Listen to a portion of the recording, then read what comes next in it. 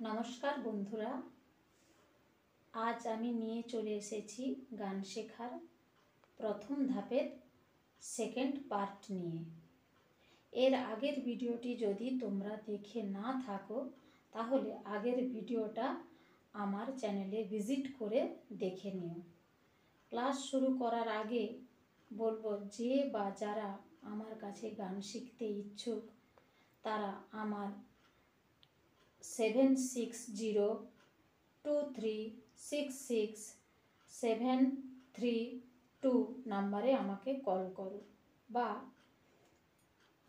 8159802256 এই হোয়াটসঅ্যাপ নাম্বারে কল করে যোগাযোগ করতে পারো।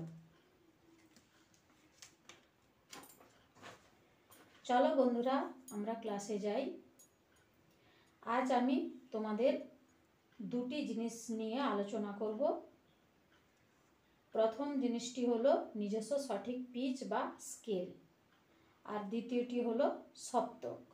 ताहले प्रथमटी निये आमी एखन आलोचना करब निजस्व सठिक पिच बा स्केल किभाबे निर्वाचन करब।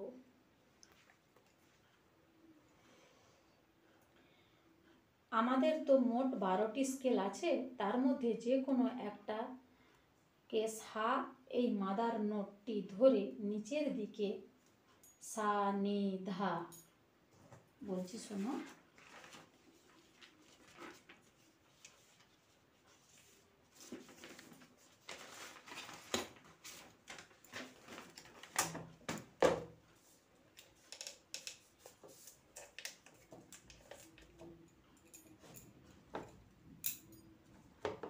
नीचेर दिके जेमन सा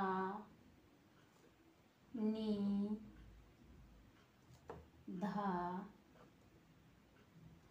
पर्यन्त स्वाभाविक भावे यदि गलाटा कोनो कष्ट छाड़ा जाए एवं ओपरेर दिके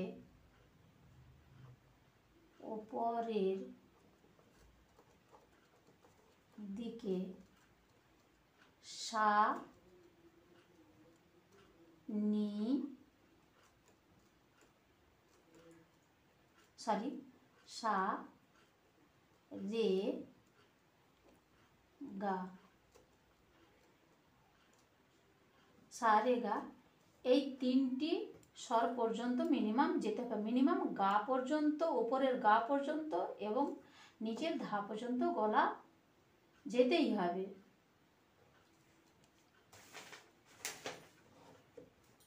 কোনো কষ্ট ছাড়াই। আর হ্যাঁ আরেকটা কথা মনে রাখতে হবে যে আমরা যখন গাইছি আমাদের মাদার নোট ধরে স্বরগুলো যখন গাইছি সেই স্বরগুলো গাওয়ার সময় আমাদের মনে রাখতে হবে অতি অবশ্যই যেন আমাদের পেটের হাওয়া দিয়ে আমরা গাইতে পারি। কোনো প্রকার গলাতে যেমন না চাপ পড়ে। আর গলাতে চাপ পড়লে তোমরা তো সবাই জানো যে গলাতে ব্যথা করবে, গলা ক্র্যাক করবে। তাহলে পেটের হাওয়া দিয়ে গাওয়ার চেষ্টা করতে হবে স্বাভাবিকভাবে, কোনো কষ্ট লাগবে না। আর নিচের দিকে তাহলে আমরা নিচের দিকেও আর উপরের দিকেও, নিচের দিকে কি করে বুঝবো স্বরগুলো না নিচে দেখবে নিচে ডট দ্বারা স্বরের নিচে বোঝানো থাকবে আর উপরে হচ্ছে ডট দ্বারা স্বরের মাথায় ডট দ্বারা বোঝানো থাকবে।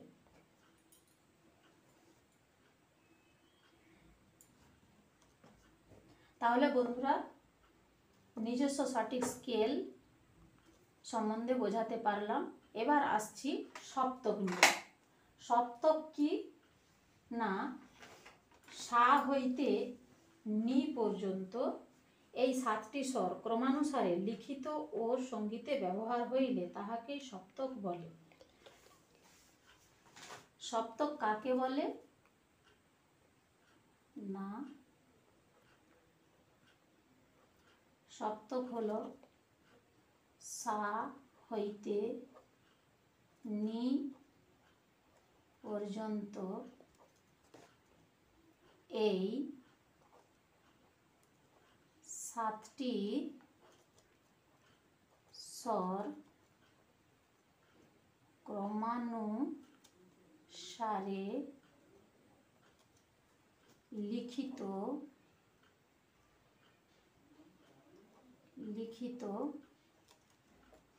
ও সঙ্গীতে ব্যবহার হইলেই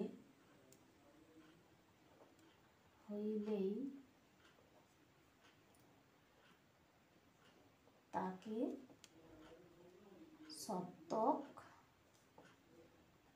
বলবো। বোঝা গেল? এই সপ্তকের আবার ভাগ আছে। সপ্তককে কটি ভাগে ভাগ করা হয়েছে? না, সপ্তককে 3 ভাগে ভাগ করা হয়েছে। তাহলে সপ্তককে 3 ভাগে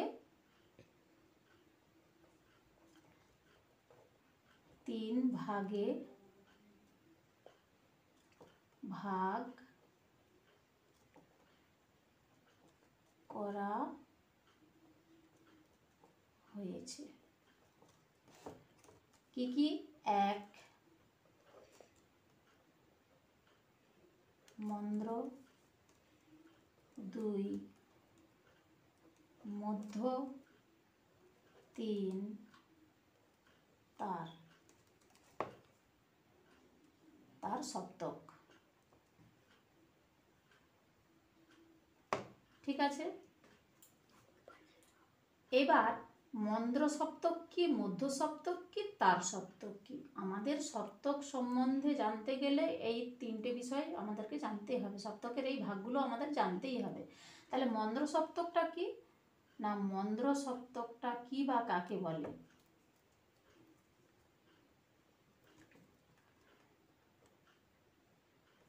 যে সপ্তক গাইতে আমাদের হৃদয়ে বিশেষ জোর লাগে তাকেই মন্দ্র সপ্তক বলে।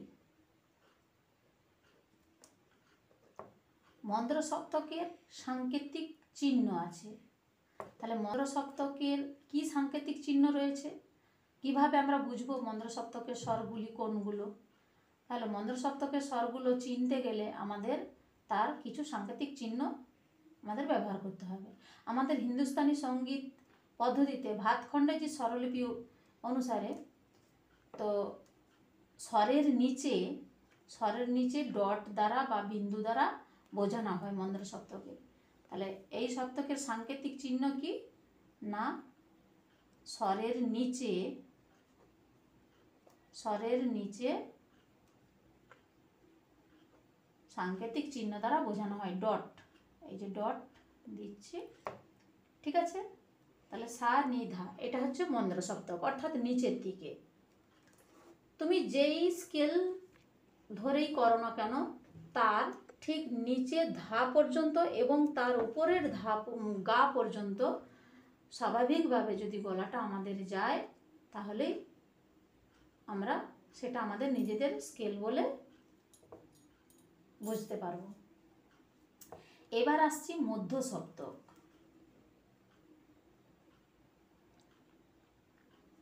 মধ্য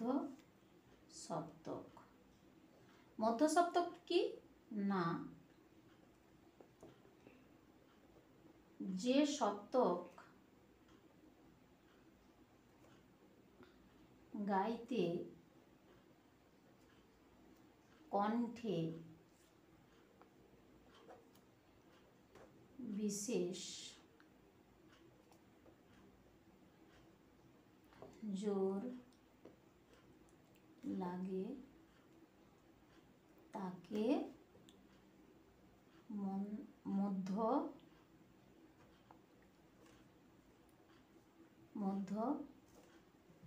সপ্তক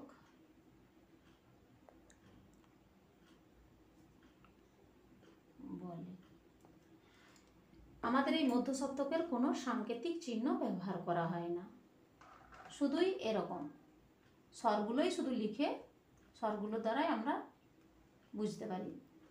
সা, রে, গা, মা, পা, ধা, নি। আমি একটু হারমোনিয়ামে গিয়ে দেখিয়ে দেবো। আমি তার আগে তার সপ্তকটা নিয়ে একটু আলোচনা করে দিই, তারপরে 3টে সপ্তকে কিভাবে গাইতে হবে সেটা আমি বলে দিচ্ছি। এবার আসছি তার সপ্তক।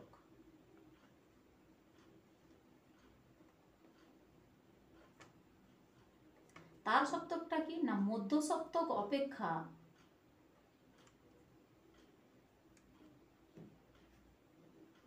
মধ্য সপ্তক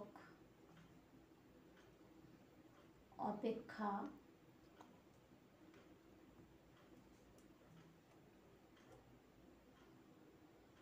দ্বিগুণ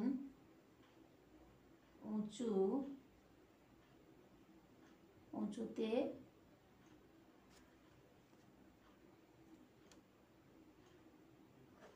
গাওয়াকেই বলে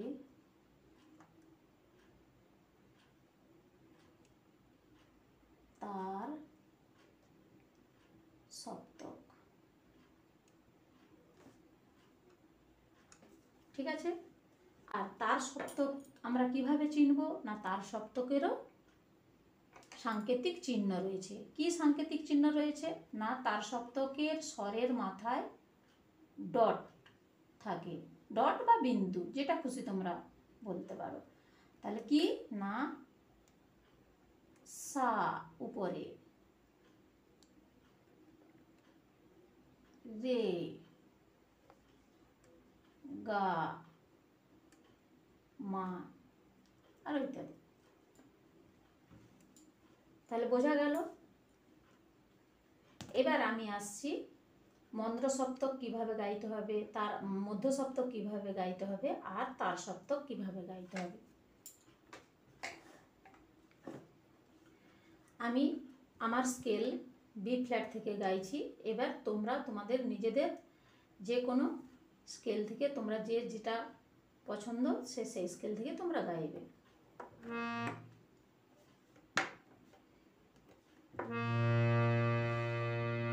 তাহলে আমি মন্ত্র সপ্তকটা দেখাচ্ছি। কি না, সা, নি, ধা, নি, সা, সা, নি, ধা, নি, সা। এই যে বোঝা গেল। তাহলে মন্দ্র সপ্তকের স্বরের নিচে ডট দেওয়া রয়েছে, আর আওয়াজটাও দ্বিগুণ নিচে। মধ্য সপ্তক অপেক্ষা মন্দ্র সপ্তকের আওয়াজটা দ্বিগুণ নিচে হয়, বুঝতে পারলে। এবার আসছি মধ্য সপ্তক। তাহলে মধ্য সপ্তক কি না, আমরা যেই স্কেল ধরে গানটা গাইতে শিখবো সেই স্কেলকেই বলবো যে মধ্য সপ্তক। সা, রে, গা, মা, পা, ধা, নি, সা, সা, নি, ধা, পা, মা, গা, রে, সা। বোঝা গেল। তাহলে মধ্য সপ্তকের কোনো সাংকেতিক চিহ্ন ব্যবহার করা হয় না। এবার আসছি তার সপ্তক। তার সপ্তক কি না, তার সপ্তক উঁচুতে, অর্থাৎ স্বরের মাথায় ডট দিয়ে বোঝানো হয়। এরকম ডট থাকলেই বুঝতে হবে যে এটা তার সপ্তকের স্বর। তাহলে কিভাবে হবে, তাহলে আমার মধ্য সপ্তকের এখানে তার সপ্তকের সা কোনটা, এটা।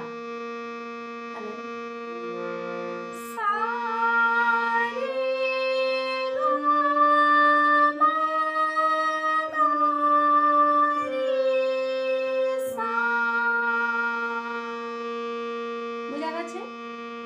অবশ্যই যখন গাইবে তোমরা অতি অবশ্যই কিন্তু পেটের হাওয়া দিয়ে গাইতে হবে। আর এখানে আমি 3টে সপ্তক সম্বন্ধে আমি বোঝাতে পারলাম। আর আর আমি কিছু বলছি না। সবার শেষে আমার এই ভিডিওটি যদি ভালো লেগে থাকে তাহলে প্লিজ একটা লাইক দিও এবং সাবস্ক্রাইব বাটনটি অন করে অল নোটিফিকেশনটি অন করে দিও। নমস্কার।